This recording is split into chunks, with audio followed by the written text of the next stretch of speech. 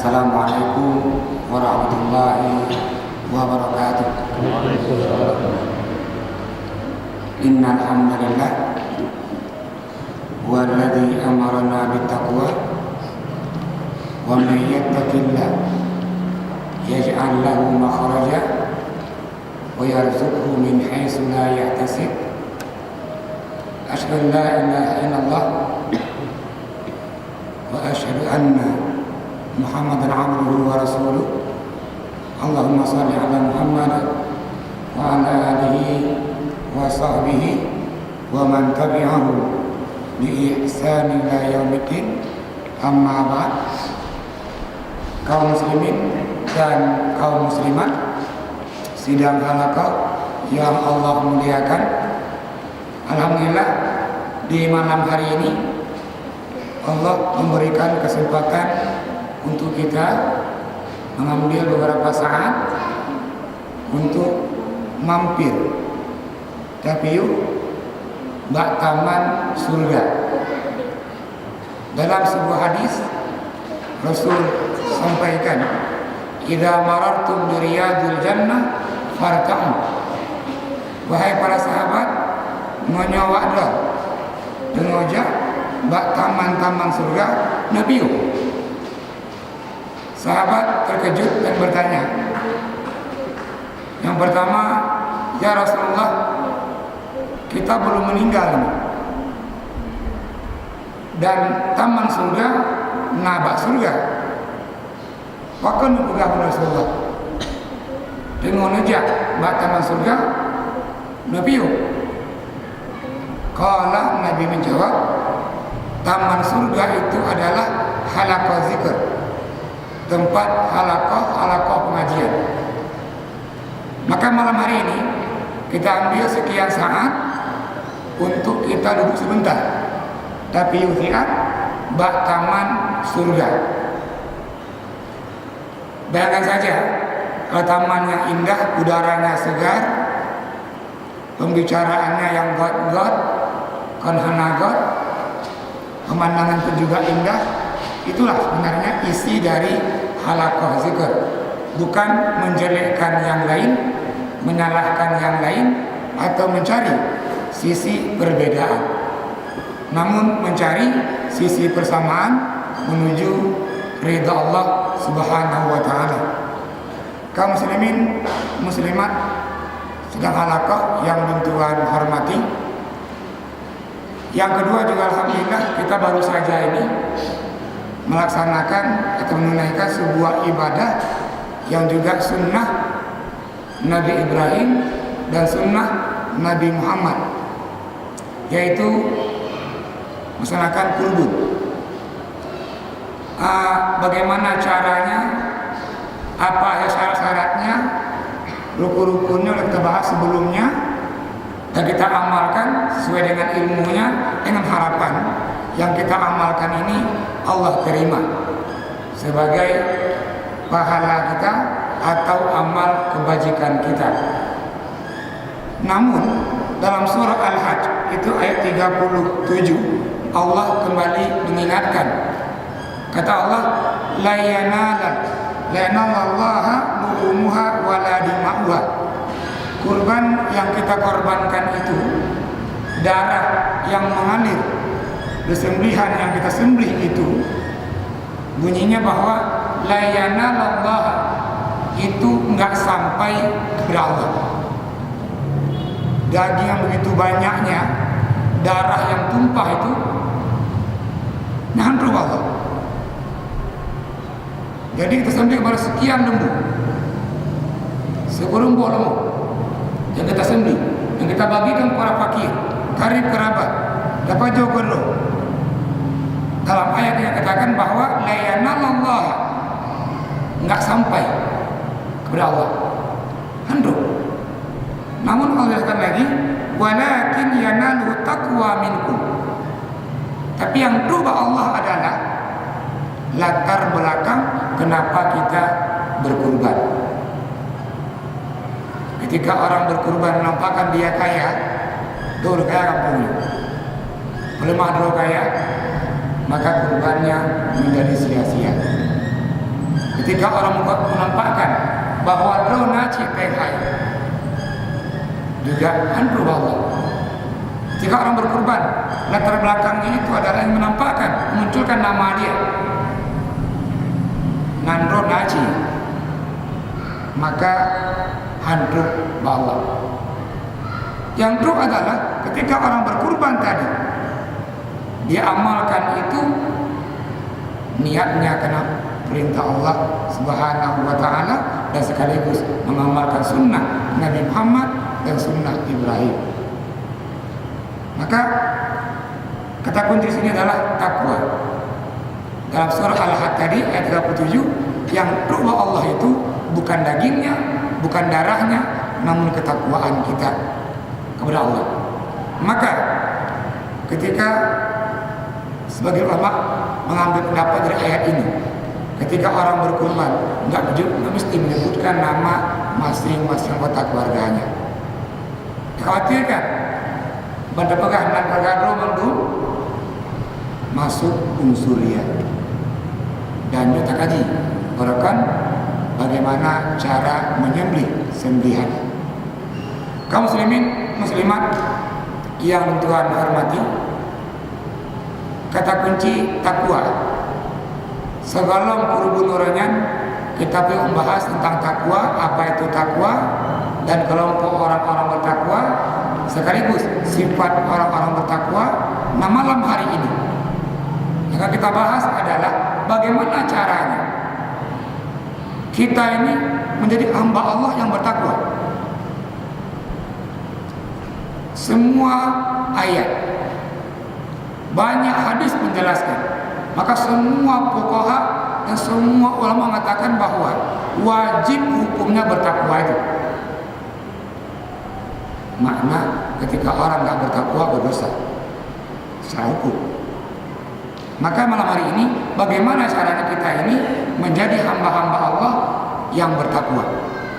Maka dalam kitab yang putih ini Amalul Qulub Muhammad Shalih Al-Munajjad itu menjelaskan bagaimana cara kita menjadi orang-orang yang bertakwa.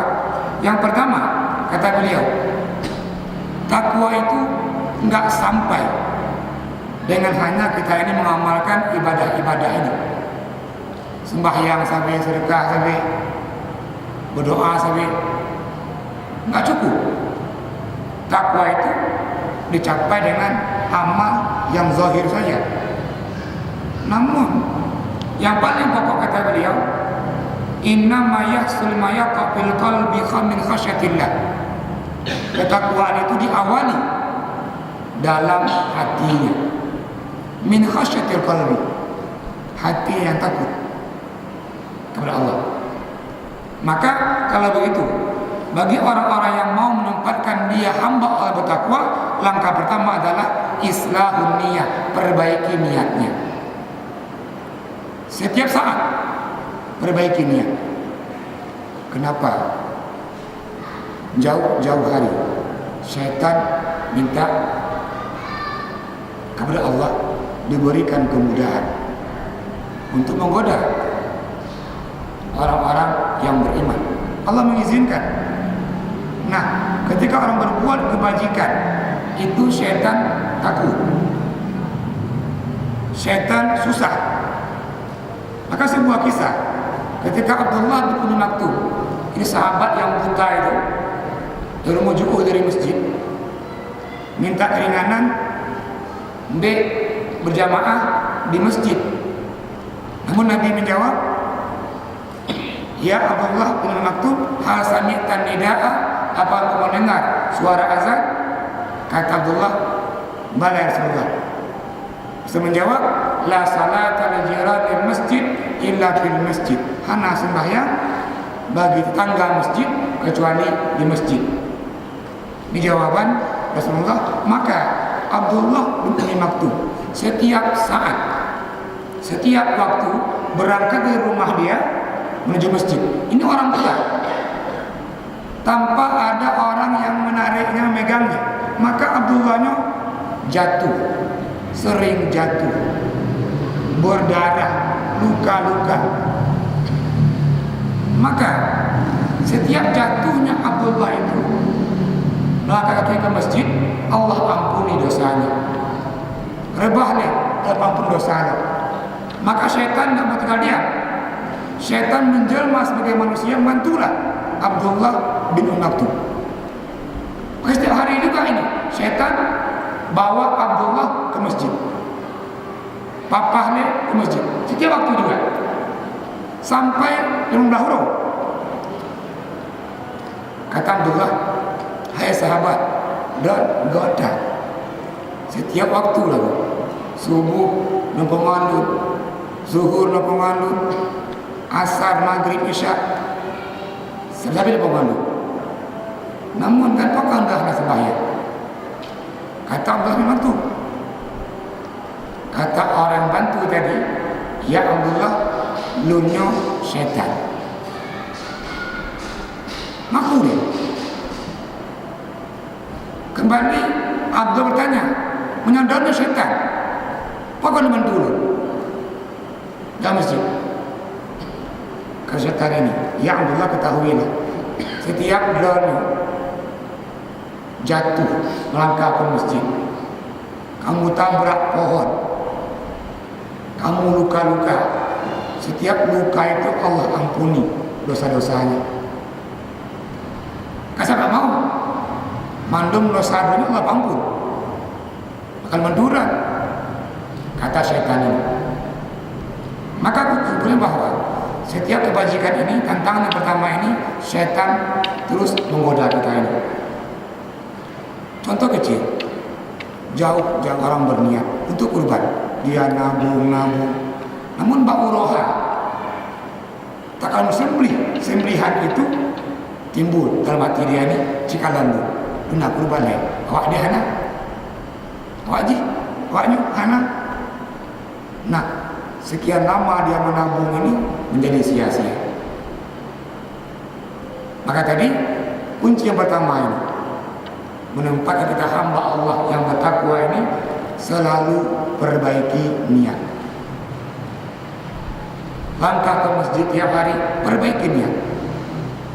Maka niat menjadi dalam mazhab Syafi'i itu hal yang mutlak. Supaya apa? Jangan sampai niat kita ini kena lain. Karenanya. Maka ini langkah yang pertama, islahun niat, perbaiki niat kita ini. Yang kedua, talabut taqwa min Allah. Menjadi hamba yang bertakwa ini, kita memohon kepada Allah. Ya Allah, nabrilu hamba dan yang bertakwa. Maka Nabi banyak hadis ini mengajarkan untuk berdoa, diantaranya dari Abdullah bin Mas'ud radhiyallahu anhu, anna Nabiyya qala, Allahumma inni as'alukal huda wat tuqa wal afa wal ghina. Dalam hadis ini diajarkan kita 4 permintaan. Yang pertama, as'alukal huda, ya Allah, berikan petunjuklah. Semua pencerahnya, semua tengku-tengku mampu menyampaikan, dan bahkan Nabi pun nggak mampu memberikan hidayah. Zat yang mampu ini, zat yang maha sempurna, yaitu Allah. Oke Allah, as'alukal huda, ya Allah, nabrilu hidayah ada. Ini yang pertama. Yang kedua, wattuqa, dan ketakwaan. Maka mandu murinci uranyo, berdoalah, Rabbana hab lana min azwajina wa zurriyatina qurrata a'yun. Jadikanlah nun, mun keluarga nun, mun anak-anak nun, permata, waja'alna lil muttaqina imama. Kami ini kelompok terdepan dalam orang-orang yang bertakwa.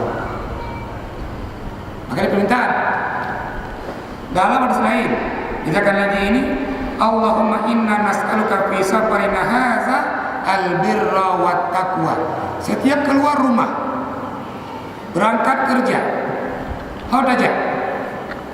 Apa doanya? Doanya, Allahumma inna nas'aluka, fi safarina, pokok albirra wa taqwa. Ya Allah, kami mohon ba'dana dalam perjalanan kami ini, yang pertama albir, birra. Namun nanti dia salah baca, sedikit salah baca ini. Misal kata birra kita baca dia barra, itu maknanya daratan, bumi. Nas'aluka fi safarina al-barra misalnya, nanti kamu daratan. Atau kalau pakai dhamma al-burra, kalau al-bur itu gandum. Nas'aluka al-burra, Nabi kamu gandum. Kita makan gandum, makan beras, makan nasi. Maka bacaannya dia birra. Kenapa birra? Kajian bahasa, kalau hanya baik itu banyak. Contoh khairun itu baik, thayyibun halalan thayyiban, thayyibun itu baik. Birrun juga baik. Apa bedanya antara birrun dengan thayyibun dengan khairun? Kata albir ini puncak kebaikan, puncak kesempurnaan. Maka bunyi ayat, lan tanalul birra, kamu ini hanatu ke puncak kesempurnaan, puncak kebaikan, hatta tunfiqu mimma tuhibbun. Ini bunyi ayat. Nah, dalam hadis katakan lagi ini as'alukal birra, maka birra itu puncak kebaikan. Dalam bahasa Arab, berbakti ke urunci bukan dia thayyibul walidain, bukan dia khairul walidain, tapi dia birrul walidain. Kalau begitu berbuat baiklah ke urunci dengan puncak kebaikannya. Seperti ini boleh. Ini kan puncak kebaikan. Artinya sempurnalah kebaikannya ke urunci. Itu dia makna birrul walidain. Ini kajian dari mana birra. Makanya hadis ini menjelaskan berdoalah, memohon Allah, ya Allah, memberi kamu al-birra wa taqwa, puncak kebaikan, kesempurnaan dan ketakwaan. Nah, kunci kedua tadi ini adalah ini selalu kita ini untuk memohon kepada Allah supaya kita ini menjadi hamba-hamba Allah yang bertakwa. Kalau Allah katakan rani termasuk orang bertakwa, maka kita bertakwa itu. Maka nanti ciri ulama yang paling konkret, Al-Quran menjelaskan innama yakhsyallaha min ibadihi ulama. Orang yang paling takut kepada Allah itu adalah ulama. Nah, ulama pegang yang Allah haramkan dihalalkan, yang hanji kepada Allah dipuji banyak. Pastikan bahwa itu bukan ulama. Bukan ulama. Allah enggak mengatakan iya, dia katakan iya. Allah hanya kepegangan. Maka orang ini melangkahi Allah dan maknanya dia bukan ulama. Kunci tadi siapa ulama sebenarnya? Man yakhsyallaha min ibadihi ulama. Yang takut kepada hukum Allah. Nanti akan dekat ketika ulama di posisi ini mengeluarkan sebuah fatwa, dan fatwanya ini akan merugikan pihak pemerintahan misalnya, dia tahan fatwa ini, maka fatwa ini nanti ini karena takut pemerintah kamu sampaikan ini, maka itu belumlah ulama. Maka yang ketiga, yang paling pokok juga adalah kita ini menjadi hamba yang bertakwa itu percaya dengan qada dan qadar. Alladzina yu'minuna bil ghaib. Di antara kunci orang beriman itu dia percaya hal-hal yang gaib. Yang gaib ini qadar dan qada. Ini takdir Allah, ini ketentuan Allah.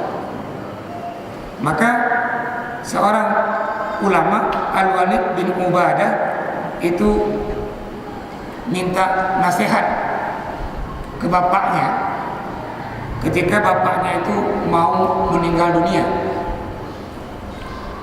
Apa kata beliau? Ya ayah, nabilun nasihat. Nah, ketika nasihat diberikan di penghujung hayat, tak kala orang mau meninggal dunia, maka itu disebut dengan wasiat. Nasihat diberikan tak kala orang mau meninggal dunia. Apa kata ayah beliau? Ya bunayya, hai anak yang kedua, usika bitaqwallah. Yang dia wasiatkan, kawan tolong jaga apa? Lampu danyo nyo, belang danyo nyo. Namun dia wasiatkan adalah usika bitaqwallah, hai anak kedua, betu takwa kepada Allah. Terus wa'lam annaka lan tattaqiyallaha azza wa jalla hatta tu'mina billah. Dan ketahuilah, donyo enggak akan jadi orang yang bertakwa kecuali yang pertama tu'mina billah, beriman kepada Allah. Yang kedua, wa'lam annaka lan tu'mina billah. Dan kita tahu juga donyo handru beriman kepada Allah, walan tut'ima taqma haqiqatal iman, kalau engkaunya belum merasakan manisnya iman. Kalau hari ini kita bangun malam hari tahajud merasa terbebani, berat, makna bahwa kita belum merasakan manisnya iman. Tiap malam tabudu, habis sembahyang kita berdoa. Dalam doa itu urain air mata di situ mengadu sama Allah. Sekali dua kali, punya kalero itu malam yang keempat. Kalau kita nggak tahajud, kita merasakan neang guru. Tiap malam kita tahajud ini, kita merasakan manisnya tahajud itu. Manisnya subuh berjamaah, manis mendapatkan ini 2 rakaat sebelum subuh. Tidak makna hakikat iman atau manisnya iman itu. Kalau orang berkurban tadi karena terpaksa, berkurban menampakkan ke orang lain, belum merasakan manisnya berkurban. Ketika orang bersedekah tadi, nak lemah ba'dho, belum merasakan manisnya sedekah. Maka wasiat dari ayah Ubadah bin Samit, kamu akan sampai ke takwa itu kalau kamu belum beriman. Kamu gak akan beriman kalau merasakan manisnya iman. Jika mau para sahabat, ketika Abu Bakar Siddiq menyerahkan semua hartanya, pertanyaannya apakah dia butuh harta? Gak butuh makan, gak butuh minum. Namun beraninya ini Abu Bakar Siddiq menyerahkan hartanya karena manisnya iman. Abdurrahman bin Auf, ketika Madinah ini dilanda kelaparan, dia bawa 75 truk. Awalnya kan anak truk muntah dibawa.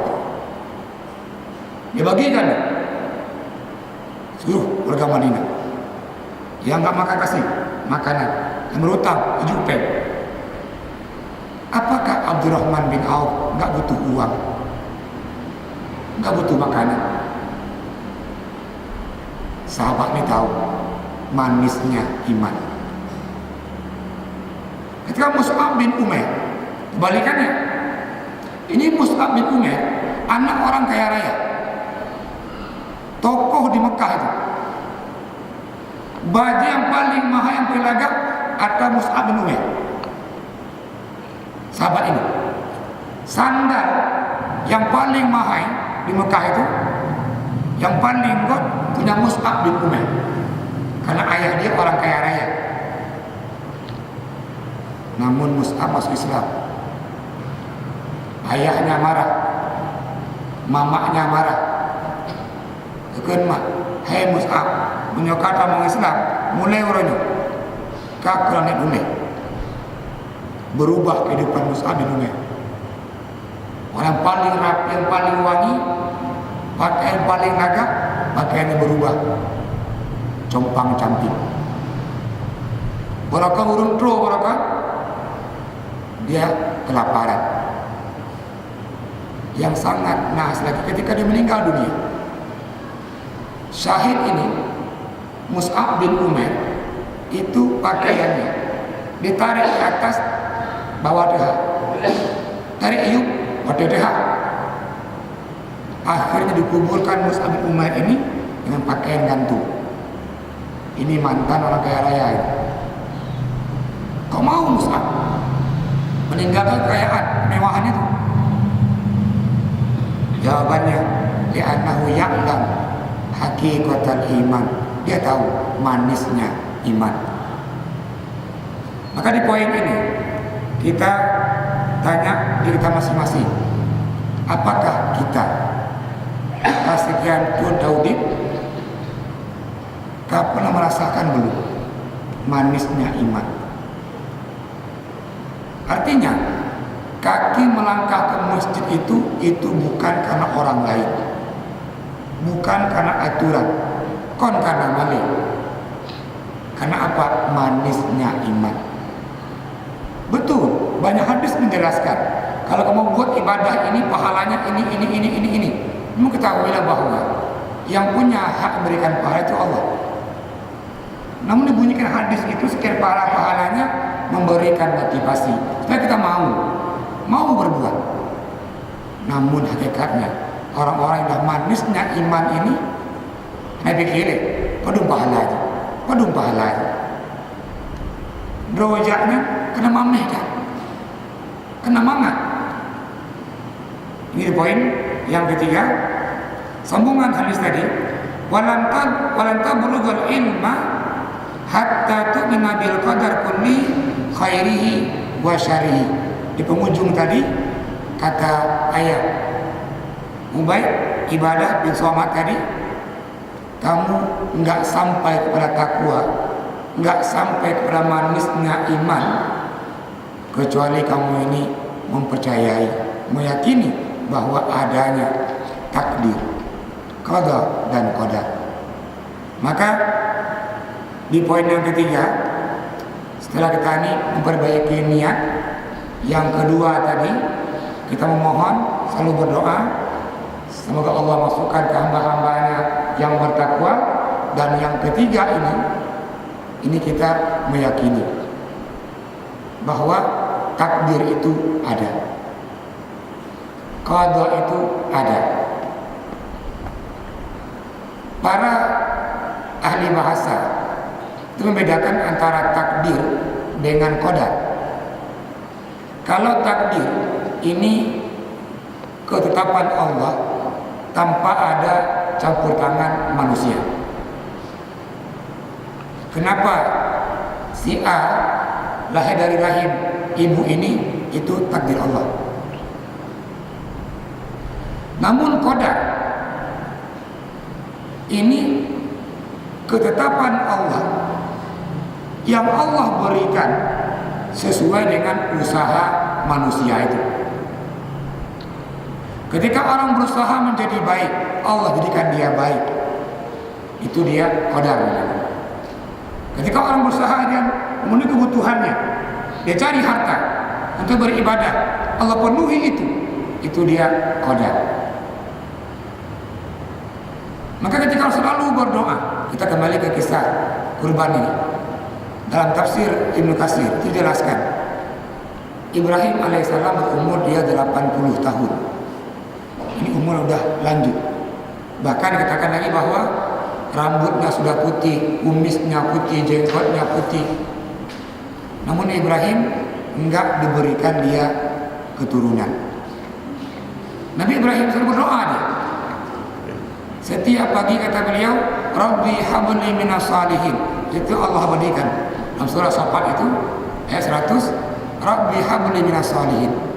Setiap saat Maka orang kampung nengok Ibrahim, kena kampung.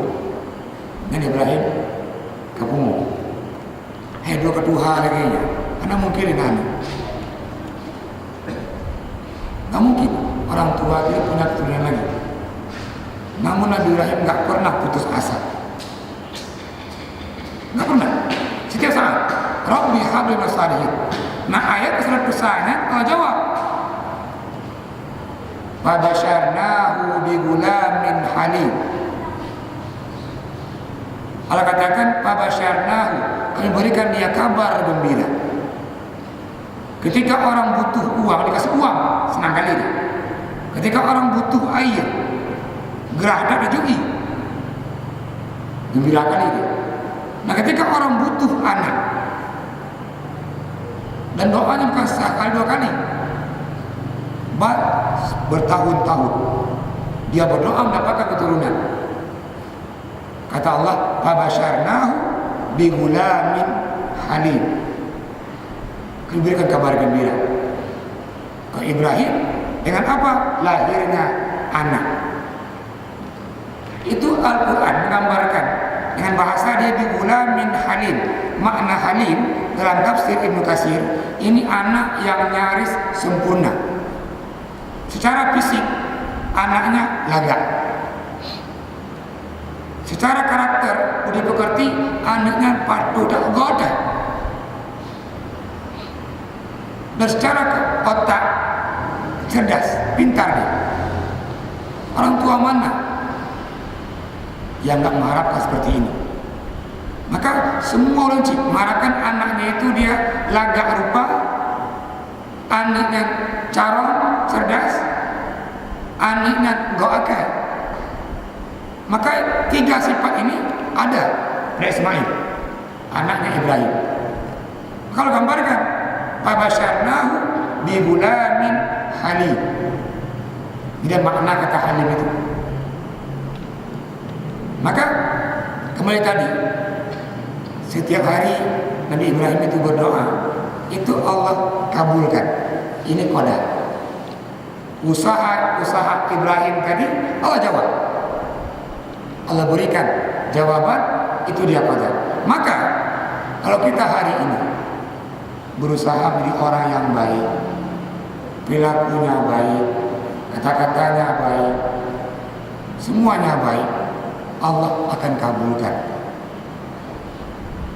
Selalulah berdoa, ya Allah, jadikan hamba-Mu yang baik, hamba-Mu yang bertakwa.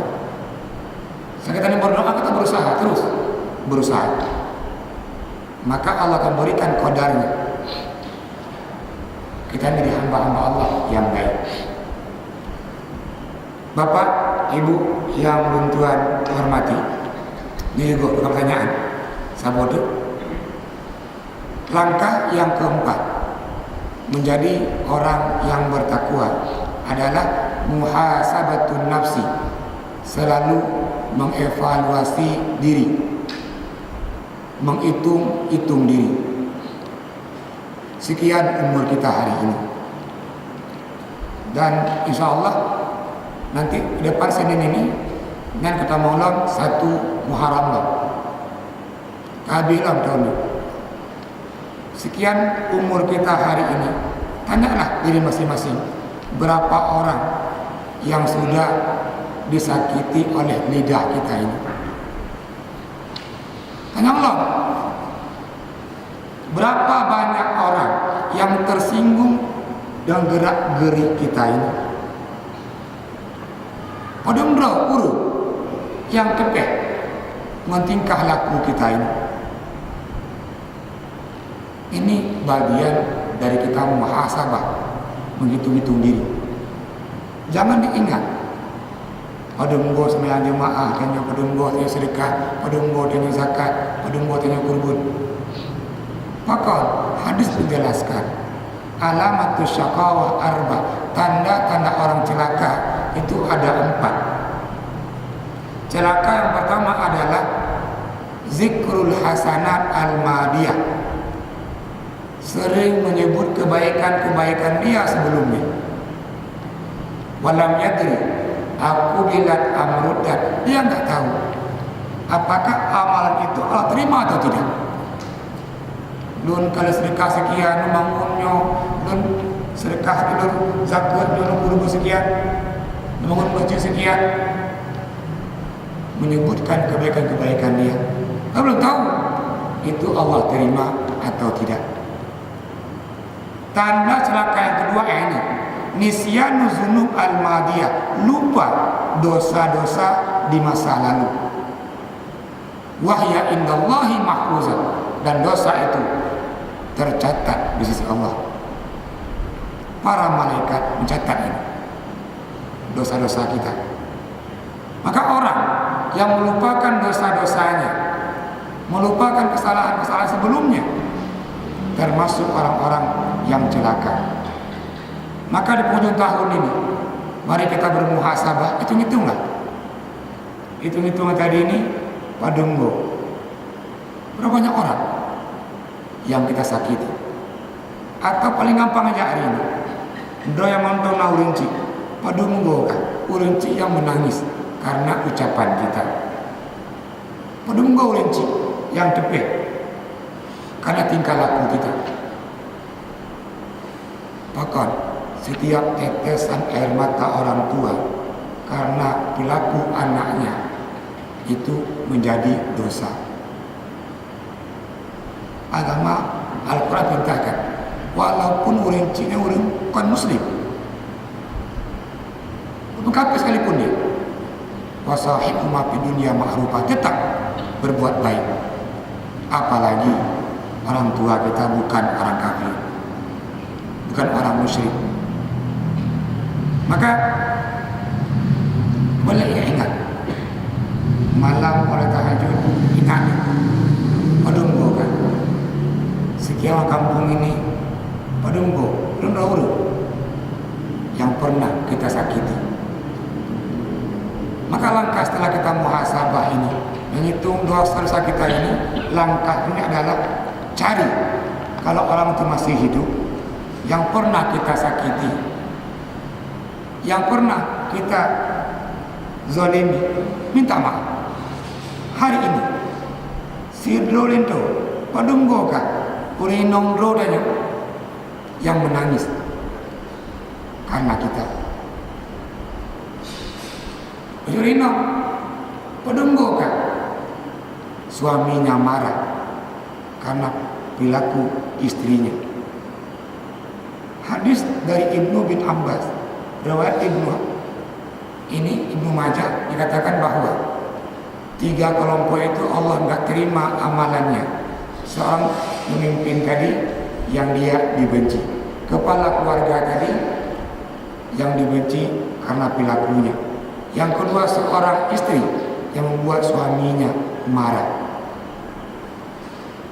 Maka hitung, kalau hari ini bapak-bapak ini punya istri yang judes, punya istri menyakitkan.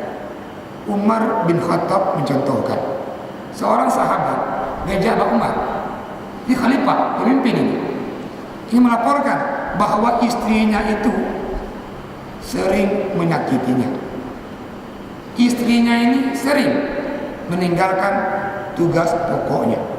Jak pun hana mumpuk, jak kedua hana aja, jak kele hana aja, jak kebur. Ketika sahabat ini sampai di rumah Umar bin Khattab, dalam rumah Umar bin Khattab, istri Umar memarahi Umar bin Khattab. Ini pemimpin, khalifah, dimarahi oleh istrinya. Ketika Umar keluar, sahabat ini balik badan meninggalkan rumah Umar. Umar panggil, "Hai sahabat, pakon, dipiu boleh?" Sahabat mampir. Umar bertanya, "Pakon pun nak pegang?" "Iya khalifah, lun kan, nak pegang bak duannya. Inong lun, tabe baik punya kan. Inong lun kan, dia juga hai kubur. Nak lapor bak duan. Namun, urutnya lu dengar, inong duan meh kan. Sahabat ini, kau mak. maka belum mungkin dia lapor dalam. Dalam lagi nya, inang drama tu meh kena. Khalifah Umar senyum. Apa kata beliau? Ya sahabat, ketahui, enggak mungkin saya marah ke Promono. Yang Dagundu goknya, yang Rahbajelun goknya, yang mendidik anak-anak Nun goknya. Gimana mengehegoknya? Maka mengenai laginya sabarlah. Nasihat Umar bagi para suami-suami hari ini yang istrinya tadi kurang mungkin, bersabarlah. Ini nasihat Khalifah Umar ke sahabat tadi. Maka saya, kata Umar, nggak pernah memarahi istri saya, walaupun remeh-remeh itu. Jawaban Umar bin Khattab. Dan kita hari ini telat bu bacut kami. Telat kopi suum dah kami ni. Telat kopi kurung mame pun pugak. Pun hakale kami ni. Banyak bahasa ini yang muncul karena kekurangan sedikit istri kita. Maka di poin yang keempat ini, mari kita ini bermuhasabah, menghitung-hitung lagi ini. Maka si istri menghitung juga kesalahan-kesalahannya, suami begitu juga. Insya Allah keluarga tadi menjadi keluarga sakinah dan mawaddah. Amin. Nggak pernah ada sebuah keluarga itu tanpa masalah. Semua ada. Umar membuktikan tadi. Seorang khalifah ini yang istrinya langsung berburu ke Aisyah, ke Ummi Kulsum, mendapatkan juga marahan istrinya. Apalagi hari ini yang namanya anak mumpung Nabi, anak mumpung Umar, anak mumpung sahabat-sahabat. Maka di tempat hari ini mari kita bermuhasabah. Ini pas momennya, ini akhir tahun. Kita awal nanti hari Selasa itu tanggal 1 Muharram itu kita tinggalkan yang buruk-buruknya, kita pindah ke hal yang baik-baik. Ingat bahwa umur ini nggak panjang lagi. Itu umur hanya antara azan dan iqamah,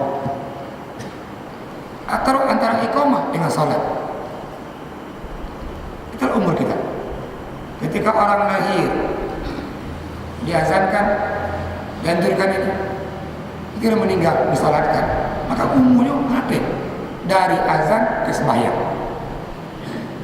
Itu umurnya. Apalagi ini kami yang kau tiu kami, yang kau 60 kami. Kamu berarti bahwa yang muda nggak meninggal juga. Namun juga ini bahwa kenapa juga sunnahnya kita nggak boleh mencabut uban. Hari menjelaskan, janganlah kamu ini mencabut uban kamu. Kenapa? Li'annahu nur di dunia wa nur yaumal qiyamah. Uban itu cahaya, cahaya dunia dan cahaya akhirat. Maknanya bahwa cahaya dunianya itu menyokana uban, itu tanda nadribnya. Maka uban mengingatkan umur kita nggak lama lagi. Mandum kayaknya semua ini udah beruban semua. Berarti nggak lama lagi kita akan pindah dari alam dunia ini ke alam yang abadi. Maka di poin muhasabah ini, apa yang kita bawa untuk bekal nanti pada hari akhirat. Hadis menjelaskan, fatazawwadu fa inna khairaz zadi taqwa. Berbekal diri, bawalah bekal untuk hari akhirat, dan sebaik-baiknya bekal hari akhirat itu adalah takwa. Itu bekal yang paling kuat. Anak udah ilmu moto mendampingi ke alam kuburnya. Hari ini mungkin punya istri yang cantik sekali. Ketika meninggal, suaminya, istrinya nggak ikut ke alam kubur. Kata hari ini anaknya laga-laga dah, corong dah. Namun juga anak-anak kita nggak ikut juga ke alam kubur.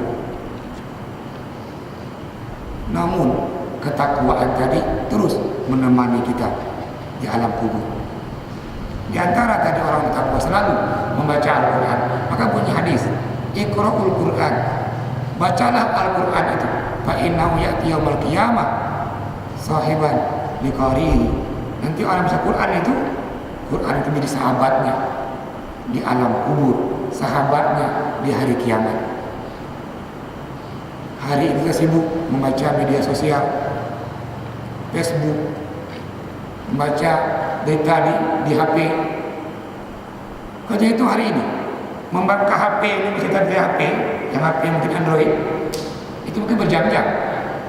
Baca Quran seminggu 3.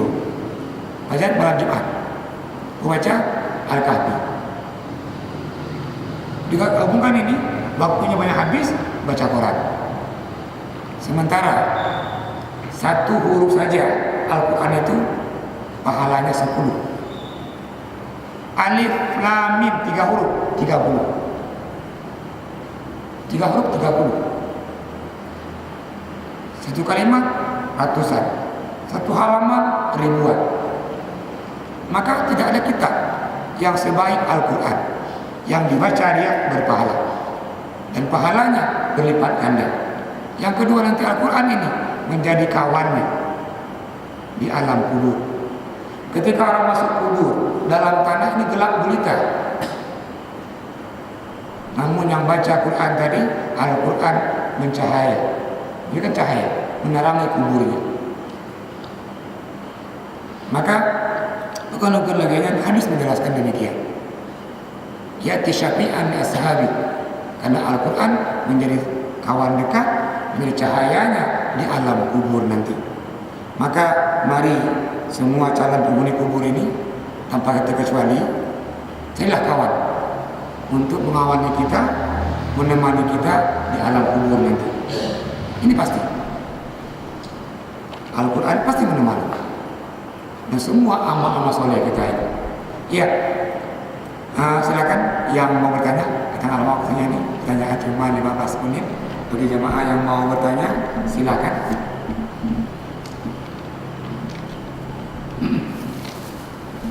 Sambil pertanyaan, bunuh kaputu bunuh 4 tanda orang celaka tadi, karena banggal temuli mungkin 2 poin kali bunuh kan. Ini lupa dosa yang lalu, terus mengingat kebaikan yang pernah dibuat. Yang ketiga adalah selalu menengok orang yang di atasnya dari segi materi. Ini poin ketiga. Blog Honda Prima misalnya, gue nagai Honda Vario, pajan lagi banyak, Bapak Rio Cip, baju Peter Cip. Ini kan selalu menengok ke atas dari segi dunia.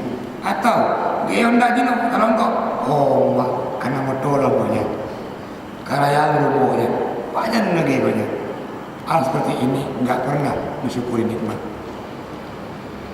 Yang keempat, celaka juga selalu menengok ke bawah dari segi ibadah. Nah, kalau engkau pernah sembahyang merasa dulu lebih go, yang sembahyang lebih go dulu, walaupun bukan jamaah, tapi lebih go dulu. Pokoknya anak sembahyang. Ini menengok ini selalu ke bawah dari segi akhiratnya. Ini hadis menjelaskan 4 tanda orang yang celaka tadi. Ya, silakan yang mau bertanya. Ya, kalau tidak kita masuk ke poin selanjutnya.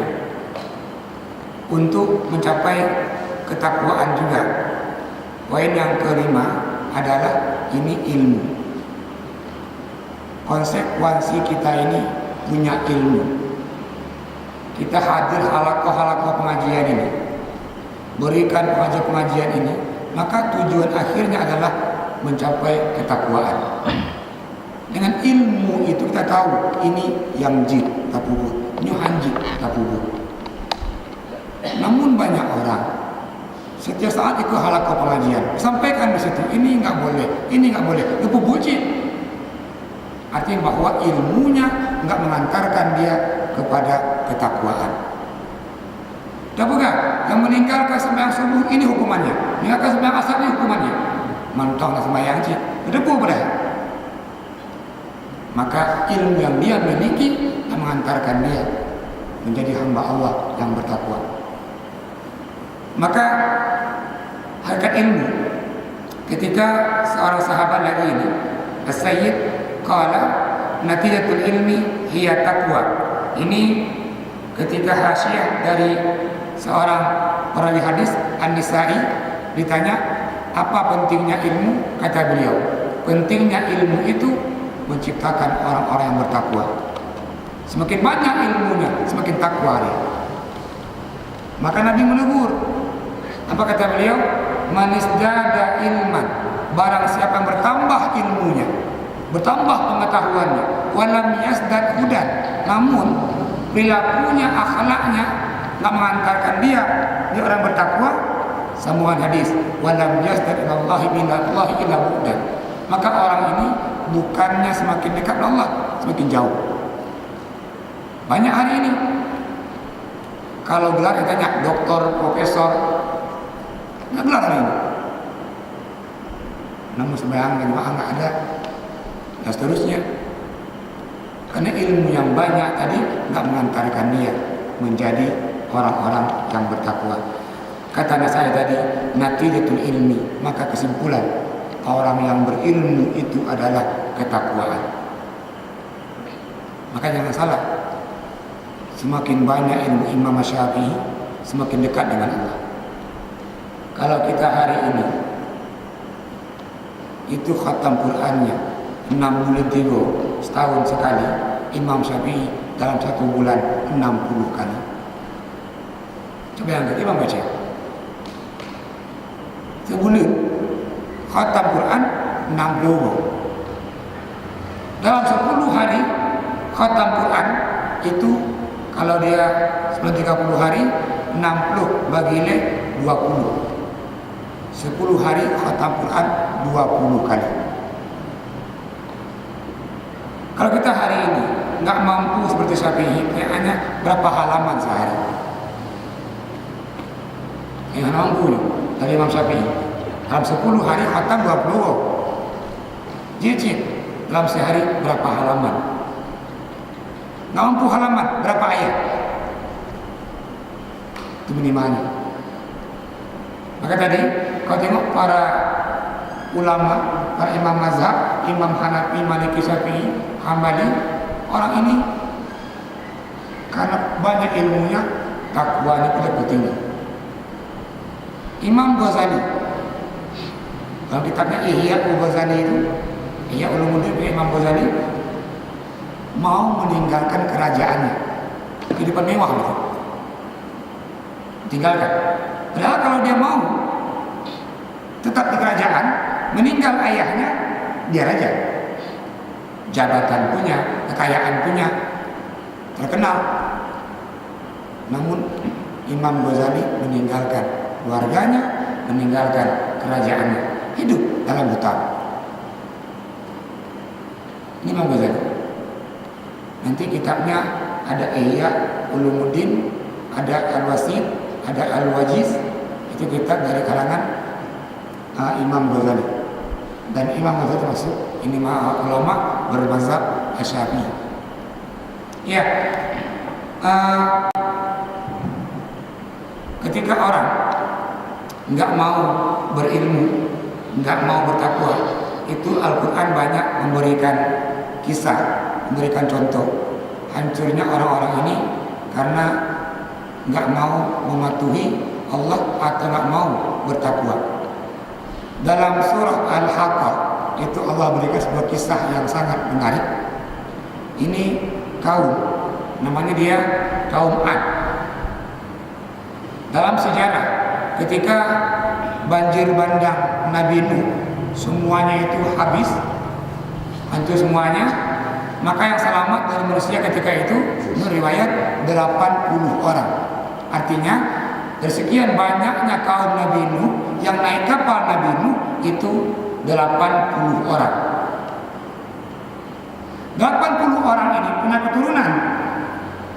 Nah, keturunan 80 orang inilah membentuk dia kaum namanya kaum Ad.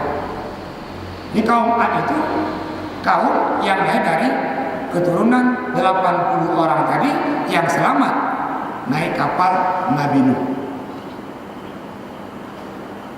Jadi kehidupan kaum Ad itu sangat mewah. Hasil bumi melimpah. Kaum Ad ini, itu hewan ternaknya banyak. Kaum Ad ini. Maka katakan dia bandingkan di dalam Al-Quran, itu kaum Ad, kaum yang paling mewah, yang paling mangat udik. Ini kaum Ad. Allah beri kelebihan ke kaum Ad. Iramazatil iman. Kaum Ad ini mampu bangun dia gedung tanpa tiang, tinggi menjulang ke angkasa. Maka itu ada nama kota-kota Iram namanya. Allah berikan. Ini kelebihan kaum Ad ini. Yang kedua kaum Samud nanti. Ini kelebihannya wajah busakhra bil wad. Dia motong bumi, menggali bumi, buat rumah dalam bumi. Ini kelebihan. Kita hari ini buat gedung tinggi pakai tiang.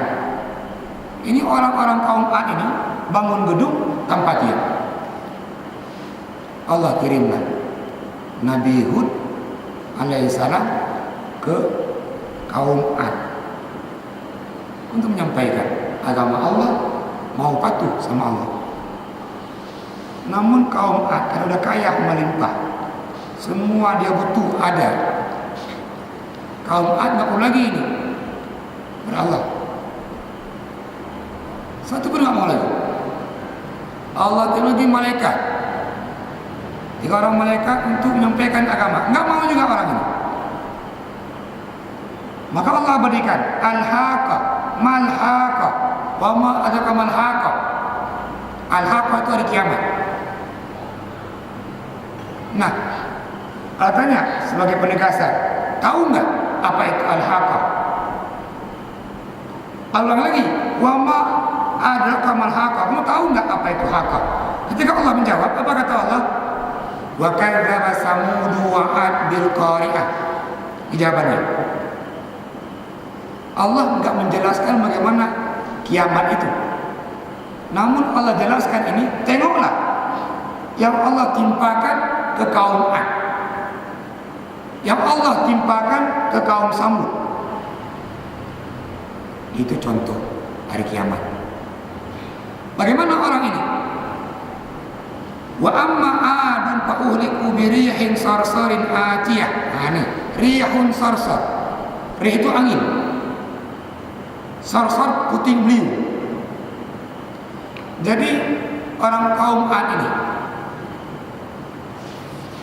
datanglah langit warnanya gelap, hitam pekat, awan begitu juga. Kata orang kaum Ad, oh ini bentar lagi ini mau turun hujan. Hujan untuk menumbuhkan tanaman kita, untuk minuman hewan ternak kita. Namun kata Nabi Hud, hai Ad, bukan.